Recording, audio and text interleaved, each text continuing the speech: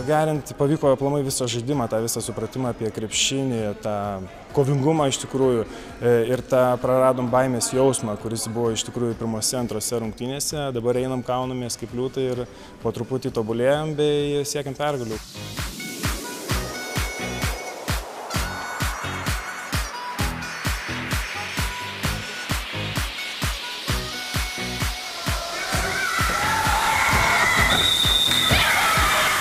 Džiaugiamės, nes pralaiminėjom 1 tašku ir paskui pataikėm dar paskutinį 2 taškį ir laimėjom.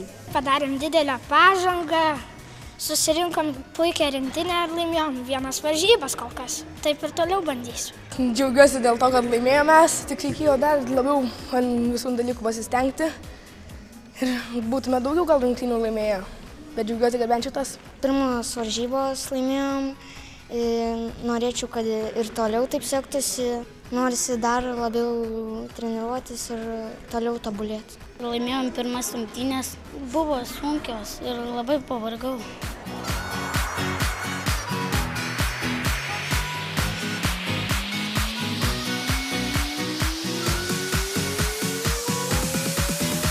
Svarbiausia, kad jog jie patys tikėjo, jie gali nugalėti, nes praeitose rungtynėse mes pralaimėjom irgi pačiam rungtynių pabaigoje pačioj, bet šį kartą pavyko iškovoti pergalę. Žengėm žingsnį į priekį.